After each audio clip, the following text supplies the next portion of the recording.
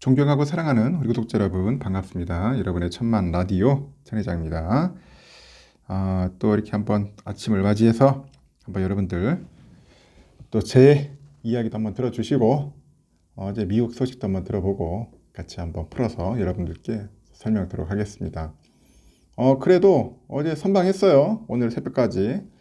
야, 미국 시장 미증 또 떨어질 줄 알았어. 폭락할 줄 알았는데 다들 그렇게 생각했을 텐데 이제 어느 정도 바닥이 조금 다가오는 것 같아요. 바닥 다가오는 것 같고 너무 두려워할 필요는 없는 것 같습니다. 하여튼 미국 증시는 아주 흥미로웠어요. 29일 날 뉴욕 증시는 올해 마지막 거래일에서 마지막 거래를 하루 앞두고 고용지표 발표 그리고 기술주 반등에 힘입어서 상승을 한 겁니다. 이날 뉴욕 증권거래소의 다우지수가 전일 대비 1.05% 상승을 해서 33,220.80으로 거래 마쳤고 S&P 500도 1.75% 뛰어가지고 3,849.28로 마무리됐어요. 3,800선 돌파했죠. 회복했고 우리 나스닥 2.59% 올랐습니다. 아이고 다행이다. 2.59% 1478.09 참 많이도 빠졌는데 참 가슴은 졸입니다. 졸여. 콩닥콩닥 진짜 뜁니다. 이렇게 뉴욕 증시가 올해 마지막 거래를 앞두고 깜짝 반등을 했지만은 2008년 이후 최악의 한 해라는 기록을 피하기는 어려운 상태다 그런 겁니다. CNBC에 따르니까 다우지수는 올해 8.6%, S&P는 19.2, 나스닥은 33% 각각 하락을 했어요. 야, 다우지수는 8.6%인데 나스닥이 아주 끝장판이네요. 끝판왕이네요. 33%나 빠졌네. 33% 올해. 나스닥이 엄청 빠졌어. 내년 전망도 어둡다. 그런 이야기도 하는데 그 전문가들은 경기 침체의 가능성 그리고 인플레이션의 그 둔화 속도 그 기준금리 인상 등 각종 요인에 내년에도 변동성이 높은 장세를 이어갈 것이다. 그렇게 보는 것 같아요. 변동성이 높을 거다. 그런 이야기를 합니다. 투자자들은 이날 발표된 미국 고용지표에 주목을 하는데 그 미국 노동부에 따르니까 지난주죠. 신규 실업수당 청구 건수가 한 9천 건 정도가 이제 늘어났어요. 늘어나가지고 22만 5천 건이야. 22만 5천 건 집계됐습니다. 집계됐고 이는 블룸버그 통신이 집계한 전문가 예상치 이 전문가 예상치와 일치가 되는 겁니다. 미국의 그 주간 실업수당 청구 건수는 여전히 역사적으로 낮은 수준이에요. 다만 투자자들은 시장이 예상대로 청구 건수가 늘자 과열된 미국 노동시장이 그래도 소폭 둔화하고 있다고 판단해가지고 매수에 나서는 것 같아요. 미국의 연방준비제도가 경기 침체 우려에도 이 고용시장이 여전히 과열된 상태다. 그래서 금리 인상 등의 그 고강도 긴축을 이어갈 거라는 입장을 유지하고 있는 만큼 이번에 고용지표로 연준의 긴축 강도가 약해질 수 있다는 그런 기대가 이제 시장에 퍼지는 거죠. 그 투자 금융회사 있어요. 레이먼드, 그 제임스. 여기 CEO가 그럽니다. 그 실업보험 청구자 수의 그 지표는 노동시장의 과열이 조금 완화되고 있다는 점을 시사를 하는데 이는 연준에서 환영할 만한 소식일 것이라고 언급을 해요. 그리고 투자 전략가라는 사람도 그렇습니다. 시장은 고용지표가 기대에 부응하고 연착륙이 가능한 증거를 제공한 것으로 본 듯하다. 실업수당 청구 건수가 계속해서 완만하게 증가한 것을 높게 평가하는 것 같다. 그런 것 같습니다. 높게 평가하고 있는 것 같다. 최근에 급락세를 보였던 그 주요 기술주의 그 반등도 지수 반등에 도움이 돼요.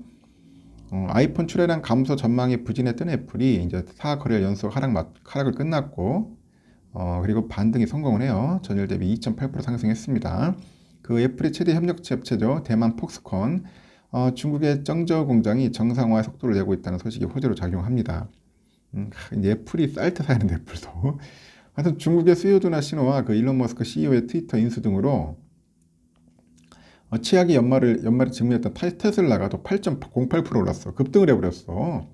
121.82달러 기록해서 이틀 연속 상승을 기록했고 월스트리트에서 그 애널리스트와 공급망 관계자들을 인용해서 그 폭스콘의 그 정저우 공장이 주요 생산 설비 가동이 70% 회복했다고 보도를 했는데 이 정저우 공장은 애플의 주력 모델인 아이폰 14 시리즈의 생산의 80%가량을 감당을 해요. 그래서 중국 현재 중국의 상황이 완전 정상화라는 거리가 멀지만은 최소 지난 11월 폭스콘 근로자 충돌 사태 때보다는 나은 상태다. 최대 40일까지 걸렸던 아이폰이죠. 일부 모델의 그 대기실이 한 1에서 2주 정도로 줄었다고 전하고 있어요. 국제유가는 미국의 주간 원유 재고랑 중국의 해외여행 재개에 따른 세계 코로나19 팬데믹 재확산 우려 심리가 이 반영돼서 하락을 하는데 뉴욕 상업거래소에서는 내년 2월분 인도분 그 서부 텍사스 원유는 전일 대비 0.71% 빠진 배럴당 78.40달러를 기록을 해요. 그리고 런던 그 선물거래소의 그 내년 3월 인도분 브렌트유도 0.45% 떨어진 배럴당 83.61달러를 나타냅니다. 미 에너지 정보청에 따르니까 지난 23일 기준 주간 원유 재고는 전주 대비 71만 8천 배럴 정도 증가해서 그 4억 1,895만 2천 배럴로 먼저 집계를 하는 것 같습니다. 일단은 상황이 이렇습니다. 여러분 참고하시면 좋을 것 같고요. 하여튼 뭐 그렇게 썩 좋은 건 아니지만은 좀 답답하기는 합니다. 제가 볼 때는. 왜냐, 일단 오르긴 올랐지만은 더 올라야 돼. 더 올라야 하는데 이게 반짝 상승으로서는 아직까지는 좀 많이 부족하다는 겁니다. 아직 배고프다 그런 거죠. 이 필라델피아 반도체도 3.3%나 급등을 했어요. 3.3%. 그렇게 많이 떨어지더니 올랐습니다. 엔비디아 4% 정도 올랐습니다. 4.04 올랐고 AMD 3.6% 올랐네요. 3.6% 64.82달러. 브로드컴 557.81이네요. 2.37달러 올랐고요. TSMC도 이제 반등하네요. 4%나 올랐네요. 와, 4%는 76달러 됐고 인텔 2.62% 올랐습니다. 퀄컴도 2.68%, 텍사스 인스트루먼트 2.38% 올랐고요. 마이크론 테크놀로지 3.11 올랐습니다. 램리스티 4.4%, 어플라이드 머티리얼즈 3.09% 올랐어요. 나름대로 선방을 했다는 거죠. 지금 중국장은 3,092, 0.6% 정도가 신나게 오르고 있어요. 지금 보니까 오르고 있고, 그리고 지금 홍콩도 1.06% 오르고 있고요. 항생, 홍콩 H 1.2% 오르고 있습니다. 일본도 현재 0.2% 좀 오르고 있습니다. 뭐 나쁘진 않아요. 지금 보니까. 우리 환율은 어떻게 되냐? 환율은 현재 1261.50. 야, 많이 빠지네. 지금 계속 떨어집니다. 지금 너무 떨어져도 또 골 때리는데 막 빠집니다. 막 빠지고 있어요. 하여튼 이렇게 상황이 현재 흘러가고 있고요. 그리고 지금 유가는 서부 텍사스산 원유가 한 78.83달러 소폭 상승했네요. 보니까 브렌트유는 현재 82.26달러 보합입니다. 일단 외국은 지금 흘러갑니다. 문제는 뭐냐? 이제 우리가 어떤가 궁금하죠. 미국 선물대수는 빠지고 있네 보니까. 하여튼 얘들은 뭐 올랐다 내렸다 뭐 북치고 장구치고 참 잘하는 것 같아요. 하여튼 보니까.